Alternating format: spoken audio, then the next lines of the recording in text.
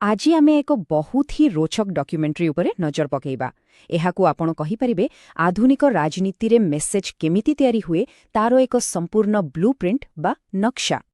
ତେବେ ଏହି ପୂରା ଜିନିଷକୁ ଭଲ ଭାବରେ ବୁଝିବା ପାଇଁ ଆମେ ଆମ ଆଲୋଚନାକୁ 5ଟି ଭାଗରେ ବାଣ୍ଟିଛେ। ଚାଲନ୍ତୁ ଦେଖିବା ଆଗକୁ କ'ଣ ସବୁ ଅଛି। ଆଜିକାଲିର ରାଜନୀତିରେ ସବୁଠାରୁ ବଡ଼ ଚ୍ୟାଲେଞ୍ଜ କ'ଣ ଜାଣନ୍ତି? ଚାରିଆଡ଼େ ଏତେ ଶବ୍ଦ, ଏତେ କୋଳାହଳ, ତା ଭିତରେ ନିଜ କଥାକୁ ଲୋକଙ୍କ ପାଖରେ ପହଞ୍ଚେଇବା। ଆଉ କେବଳ ପହଞ୍ଚେଇବା ନୁହେଁ, ବରଂ ଏମିତି ଭାବେ କହିବା ଯେମିତି ସେଇଟା ଡାଟା ଉପରେ ଆଧାରିତ ହେଇଥିବ ଆଉ ଶୁଣିବାକୁ ବି ପୂରା ମାନବୀୟ ଲାଗୁଥିବ। ତେବେ ପ୍ରଶ୍ନ ଉଠୁଛି, ଏହି ମେସେଜଗୁଡ଼ିକ ପ୍ରକୃତରେ କେମିତି ତିଆରି ହୁଏ? କ'ଣ ଏହା ପଛରେ କିଛି ଇଞ୍ଜିନିୟରିଂ ଅଛି? ହଁ, ଆଉ ଏ ପ୍ରକ୍ରିୟା ଆମେ ଭାବିବାଠାରୁ ବହୁତ ବେଶୀ ଯୋଜନାବଦ୍ଧ ଆଉ ସଠିକ୍। ତେବେ ଏହି ଯେଉଁ ରାଜନୈତିକ ଉତ୍ପାଦନ ନିର୍ଦ୍ଦେଶିକା କଥା ଆମେ କହୁଛେ, ଏଟା ପ୍ରକୃତରେ କ'ଣ? ଭାବିନିଅନ୍ତୁ, ଏହା ଏକ ରୋଷେଇ ବହି କିମ୍ବା ଗୋଟେ ଘର ତିଆରିର ନକ୍ସା। ଏଥିରେ ସବୁକିଛି ଲେଖାଅଛି। କେମିତି ଗୋଟେ 19 ମିନିଟ୍ର ଡକ୍ୟୁମେଣ୍ଟାରୀ ତିଆରି ହେବ, କିଏ କହିବ, କେଉଁ ନିୟମ ମାନିବ, ଆଉ ଶେଷରେ ଲକ୍ଷ୍ୟ କ'ଣ ରହିବ, ସବୁକିଛି ବିଲକୁଲ ମେସିନ୍ ଭଳି ସଠିକ୍ ଭାବେ। ଏଇଠି କଥା ଆହୁରି ମଜାଦାର ହେଉଛି। ଏହି ନକ୍ସା କେବଳ ଏତିକି କହୁନି ଯେ କ'ଣ କହିବାକୁ ହେବ, ବରଂ ଏହା ବି ପୂରା ସ୍ପଷ୍ଟ ଭାବେ କହୁଛି ଯେ ଏହି କଥାକୁ କିଏ କହିବ। ଏହି ଗୋଟିଏ ଲାଇନରେ ପୂରା ଦର୍ଶନ ଲୁଚି ରହିଛି।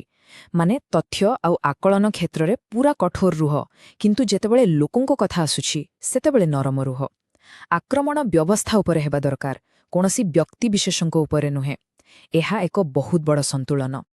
ତେବେ ଏହି ବ୍ୟକ୍ତିତ୍ୱ କେମିତିକା ହେବା ଦରକାର? ଦେଖନ୍ତୁ, ସେ ଜଣେ ଅଭିଜ୍ଞ ରାଜନୈତିକ ରଣନୀତିଜ୍ଞ ହେବା ଦରକାର, ଯାହାଙ୍କ କଥାରେ ଏକ ଶାନ୍ତ ଅଧିକାର ଥିବ। ସେ ଲୋକଙ୍କ ସହ ଜଣେ ବୟସ୍କ ଭଳି କଥା ହେବେ, କୌଣସି ପକ୍ଷ ନ ନେଇ କେବଳ ଜନସ୍ୱାର୍ଥ କଥା କହିବେ। ଆଉ ସବୁଠୁ ବଡ଼ କଥା, କୌଣସି ଭୋଟରଙ୍କୁ ଟାର୍ଗେଟ କରିବା କିମ୍ବା କାହାକୁ ସମର୍ଥନ କରିବା ଏଥିରେ ସମ୍ପୂର୍ଣ୍ଣ ମନା। ଏତେ ସବୁ ବୈଷୟିକ କଥା ଭିତରେ ସବୁଠାରୁ ଆଶ୍ଚର୍ଯ୍ୟକର କଥା ହେଉଛି ଯେ ସ୍ୱରଟିକୁ କେତେ ମାନବୀୟ କରିବାକୁ ଚେଷ୍ଟା କରାଯାଇଛି। କୁହାଯାଇଛି ଯେ କାହାଣୀଗୁଡ଼ିକ ଆମ ସଂସ୍କୃତିରୁ ଆସିବା ଦରକାର, ବାକ୍ୟଗୁଡ଼ିକ ଛୋଟ ଛୋଟ ହେବା ଉଚିତ, କଥା ଭିତରେ ଓଜନ ଆଣିବା ପାଇଁ ଜାଣିଶୁଣି ଅଟକିବାକୁ ହେବ, ଆଉ କୌଣସି ପ୍ରକାରର ନାଟକୀୟତା କିମ୍ବା ଲୋକଙ୍କୁ ଉତ୍ତେଜିତ କରିବା ଭଳି କଥା ଆଦୌ ଚଳିବନି।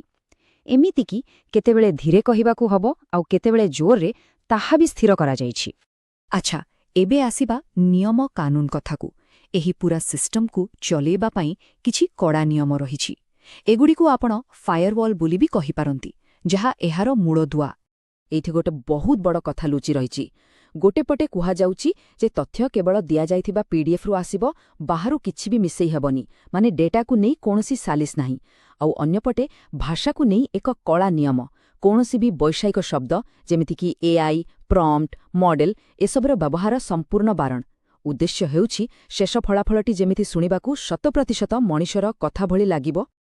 ଖାଲି ସେତିକି ନୁହେଁ, ଆହୁରି ବି ନିୟମ ଅଛି, ଯେମିତିକି 2 ଥର ସାମ୍ବିଧାନିକ ମୂଲ୍ୟବୋଧ ଆଉ ଡାଟା ଗୋପନୀୟତା ବିଷୟରେ କହିବାକୁ ପଡ଼ିବ। ସ୍କ୍ରିନ୍ର ଚାରିକୋଣରେ ବ୍ରାଣ୍ଡିଂ ସବୁବେଳେ ଦେଖାଯିବା ଦରକାର, ଆଉ ଯେଉଁ ଚିତ୍ର ବ୍ୟବହାର ହେବ ତାହା କୁହାଯାଉଥିବା କଥା ସହ ପୂରାପୂରି ମେଳ ଖାଉଥିବା ଦରକାର। ଏଥିରୁ ସ୍ପଷ୍ଟ ଜଣାପଡ଼ୁଛି ଯେ କିଛି ବି ଜିନିଷକୁ ଭାଗ୍ୟ ଉପରେ ଛାଡ଼ି ଦିଆଯାଏ ନାହିଁ। ତେବେ ସ୍ୱର କେମିତି ହେବ ଆଉ ନିୟମ କ'ଣ ରହିବ ସେ କଥା ତ ଜାଣିଲେ, କିନ୍ତୁ କାହାଣୀର ଗଠନ କେମିତି ହେବ? ହଁ, ତାର ବି ଏକ ସଠିକ୍ ନକ୍ସା ରହିଛି। ଦେଖନ୍ତୁ, ଏହି କାହାଣୀଟି 9ଟି ପର୍ଯ୍ୟାୟ ଦେଇ ଗତି କରେ। ପ୍ରଥମେ ପରିଚୟ ଆଉ ଉଦ୍ଦେଶ୍ୟରୁ ଆରମ୍ଭ ହୁଏ। ତାପରେ ମାଟିର ସ୍ପନ୍ଦନ, ମାନେ ସ୍ଥାନୀୟ ପରିସ୍ଥିତିକୁ ବୁଝାଯାଏ। ଏହାପରେ ଆସେ 3ଟି ମୁଖ୍ୟ ସଂକେତ। ଚତୁର୍ଥରେ ପରିଣାମର ଗଠନକୁ ବିଶ୍ଳେଷଣ କରାଯାଏ।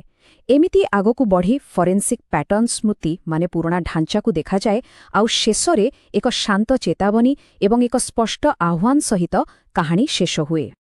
ଆଉ ଏହି ସବୁକିଛି ପାଇଁ ସମୟ ସୀମା କେତେ ଜାଣନ୍ତି?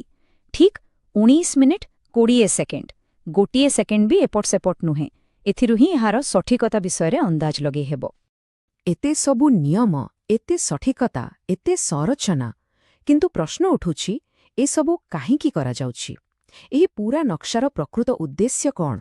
ଆଉ ଶେଷରେ ପୂରା କାହାଣୀର ଉଦ୍ଦେଶ୍ୟ ସାମ୍ନାକୁ ଆସୁଛି ଏହି ଆହ୍ୱାନ ମାଧ୍ୟମରେ। ଏଥିରୁ ସ୍ପଷ୍ଟ ଯେ ଏହି ସମଗ୍ର ବ୍ୟବସ୍ଥାର ଲକ୍ଷ୍ୟ ହେଉଛି ଯେଉଁମାନେ ରାଜନୀତିରେ ଲୋକଙ୍କ ପାଇଁ କାମ କରିବାକୁ ଚାହୁଁଛନ୍ତି ସେମାନଙ୍କୁ ଏକ ନିର୍ଦ୍ଦିଷ୍ଟ ସେବା ଯୋଗାଇବା। ଆଉ ଏହି ପୂରା ପ୍ରୟାସକୁ ଗୋଟିଏ ଟ୍ୟାଗ୍ଲାଇନ୍ରେ ବାନ୍ଧି ଦିଆଯାଇଛି, ଯାହା ବାରମ୍ବାର ବ୍ରାଣ୍ଡିଂର ଅଂଶ ଭାବେ ଦେଖିବାକୁ ମିଳେ, ରାଜନୀତିର ଊର୍ଦ୍ଧ୍ୱରେ ଉଦ୍ଦେଶ୍ୟ। ତେବେ ଏହି ପୂରା ବିଶ୍ଳେଷଣ ପରେ ଆମ ମନରେ ଗୋଟେ ବଡ଼ ପ୍ରଶ୍ନ ଆସୁଛି। ଯେତେବେଳେ କୌଣସି ବାର୍ତ୍ତା ବା କାହାଣୀକୁ ଏତେ ସୂକ୍ଷ୍ମ ଭାବେ ଇଞ୍ଜିନିୟରିଂ କରାଯାଏ, ସେତେବେଳେ ଯୋଗାଯୋଗର ଭବିଷ୍ୟତ କେଉଁ ଦିଗକୁ ଯାଉଛି, ଏହା ଉପରେ ଭାବିବା ନିହାତି ଜରୁରୀ।